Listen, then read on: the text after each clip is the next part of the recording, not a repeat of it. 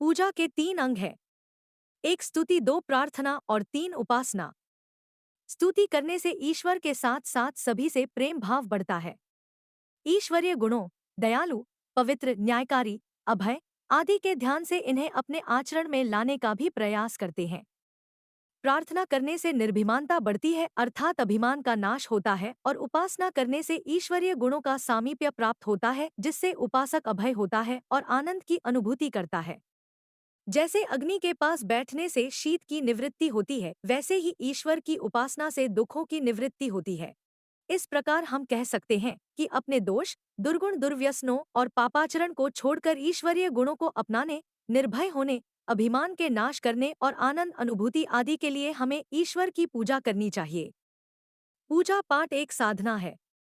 हर इंसान अलग अलग देवी देवताओं की पूजा करते थे, तो जब इंसान पूजा करने बैठता था तो वो उस देवी देवता को याद करता था, तो उस समय वो एक ऐसी अवस्था में होता है कि उसका मन बिल्कुल शांत और एकाग्रचित होता था। लोग इसी शांति के लिए पूजा पाठ करते थे, लेकिन आज के दौर में 99.9% लोग पूजा इसलिए करते हैं कि वो जो भी जीवन में गलतियां और अपराध कर रहे हैं वो सब माफ हो जाएं।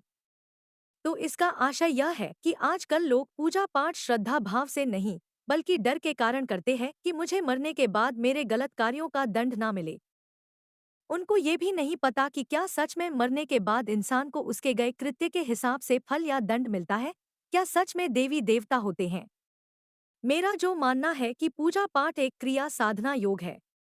इसे अपने मन को शांत रखने, प्रसन्न और बेहतर जीवन शैली के लिए पहले के लोग किया करते थे, और उन्होंने इसको देवी देवताओं से इसलिए जोड़ दिया ताकि आने वाली पीढ़ी इसको आगे फॉलो करे, और वही लोग भगवान के डर से आज पूजा पाठ करते हैं, ना कि श्रद्धा भाव से। आकर्षण का सिद्धांत हर क्षेत्र में लागू होता है। जब हम किसी चीज के बारे में बार बार सोचते हैं या उससे जुड़ा काम करते हैं, तो एक चुंबकीय शक्ति हमें और उस चीज को जोड़ती है। ब्रह्मांड में हम जो ऊर्जा फैलाते हैं वह उन ऊर्जाओं से जुड़ जाती है जिनकी आवृत्ति हमारी ऊर्जा से मेल खाती है। नकारात्मक विचारों को पहचानने से संज्ञानात्मक विकृतियों से लड़ने और विचारों को सकारात्मक रूप से ढालने में मदद मिलती है। भगवान महावीर के मुताबिक आप अपने जीवन में जो भी पाना चाहते हैं उसके बारे में सोचना शुरू करें। आकर्षण को पाने के लिए उसे ध्यान से देखना, अभिवादन करना, भावनाओं को प्रकट करना, समय निर्धारित करना, विवेक का इस्तेमाल करना और समर्पण करना जरूरी है। आकर्षण का सिद्धांत कैसे काम करता है? आकर्षण का सिद्धांत भी एक वैज्ञानिक सिद्धांत है, और ये भी वैसे ही काम करता है जैसे गुरुत्वाकर्षण का सिद्धांत काम करता है। हम सभी गुरुत्वाकर्षण के नियम के बारे में अच्छे से जानते हैं और अच्छे से समझ चुके हैं। हम ये भी सोच सकते हैं कि जब रॉकेट के ऊपर ये गुरुत्वाकर्षण का नियम क्यों नहीं लागू हो सकता। हाँ, रॉकेट और हवाई जहाज सब पर ये नियम लागू होता है, परंतु रॉकेट और हवाई जहाज जब अपना बल लगाते हैं तो वो बल गुरुत्वाकर्षण के बल से ज्यादा होता है और वो विपरीत दिशा में चल पाते हैं। इसी प्रकार जब हम आकर्षण के नियम का उपयोग करेंगे तो किसी चीज को पाने की हमारी इच्छा तीव्र और प्रबल होनी चाहिए। यदि हमारी इच्छा कमजोर है तो फिर हम कहेंगे कि आकर्षण का नियम काम नहीं करता है। यदि हम ज्यादा पॉजिटिव होना चाहते हैं तो हमें अपने मस्तिष्क में वो विचार पैदा करने होंगे जो नेगेटिव विचारों से ज्यादा मजबूत हों और नेगेटिव विचारों से ज्यादा हों, तभी हमारी पॉजिटिविटी उस नेगेटिविटी को खत्म कर पाएगी। हम रिच होना चाहते हैं तो हमारे मस्तिष्क में हमें लगातार गरीबी को हराने वाले विचार पैदा करने होंगे जो हमारी वेल्थ को लगातार बढ़ाने में हमारी मदद करेंगे। जब तक हम गरीबी को अच्छा और अमीरी को बुरा मानते रहेंगे तब तक हम रिचनेस की तरफ नहीं बढ़ सकते। हमें अमीरी को अच्छा और अपने लिए जरूरी मानना होगा, तब हम अमीरी की तरफ बढ़ पाएंगे।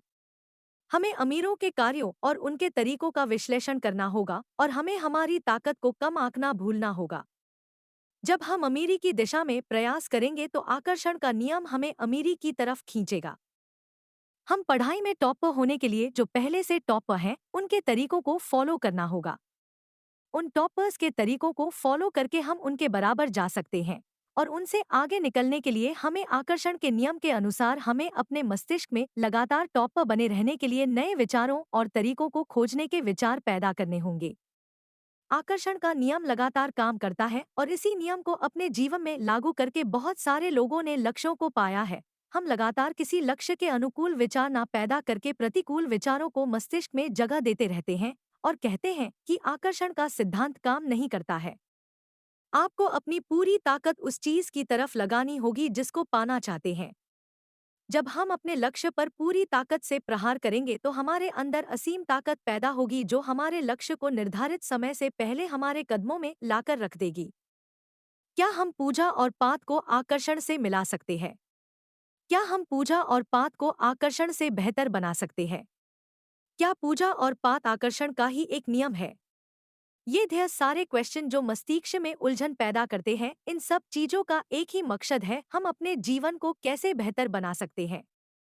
पूजा और पाठ का और आकर्षण का एक हाई उपयोग है हमारे जीवन को और बेहतर बनाना, अच्छी सेहत प्रदान करना, पैसा देना, अच्छा भोजन देना, अच्छा घर देना, परिवार में संयोजन रखना, रिश्तों को बेहतर बनाना। इन सब चीजों के लिए ही कुछ लोग पूजा और पाठ करते हैं और कुछ आकर्षण का उपयोग करते हैं। लेकिन इन दोनों में से बेहतर कौन है? जो लोग पूजा और पाठ करते हैं या वो लोग जो आकर्षण के सिद्धांत का उपयोग करते हैं? चलो इसके बारे में और ज्यादा जानते हैं। वो इंसान जो पूजा और पाठ करते हैं वो एक प्रकार से आकर्षण के सिद्धांत का ही उपयोग करते हैं। वो इंसान आकर्षण को जानते नहीं है, इसलिए वो ठीक से पूजा और पाठ भी नहीं कर सकते हैं।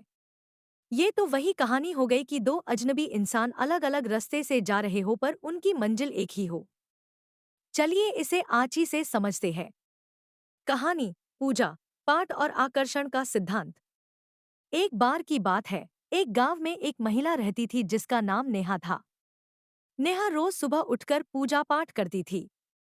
उसका मानना था कि इससे उसके परिवार में खुशहाली आएगी, सेहत अच्छी रहेगी और पैसे की कभी कमी नहीं होगी। वह हमेशा भगवान से प्रार्थना करती थी कि उसका परिवार मिलजुल कर रहे और सभी के जीवन में सुख शांति बनी रहे। लेकिन समय बीतता गया और नेहा को लगा कि उसकी प्रार्थनाओं का कोई असर नहीं हो रहा है। परिवार में अक्सर झगड़े होते रहते, पैसे की तंगी बनी रहती और उसकी सेहत भी ठीक नहीं रहती। यह देखकर नेहा के मन में भगवान के प्रति संदेह पैदा होने लगा। वह सोचने लगी, क्या सच में भगवान है? और अगर है, तो मेरी प्रार्थनाएं क्यों नहीं सुनते? एक दिन उसकी मुलाकात एक साधु से हुई। साधु ने नेहा से कहा, पुत्री, पूजा पाठ करना अच्छी बात है, परंतु तुम इसका सही अर्थ और तरीका नहीं जानती।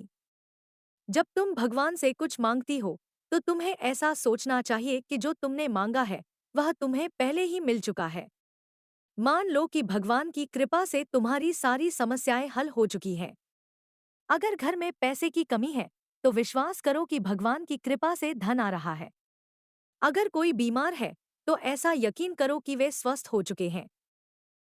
साधु ने आगे कहा, तुम्हारा विश्वास ब्रह्मांड की उस ऊर्जा को आकर्षित करेगा जो तुम्हारी मदद करेगी। इस तरह धीरे धीरे तुम्हारी सभी समस्याएं हल हो जाएंगी। नेहा ने साधु की बातें मानी और वैसा ही किया।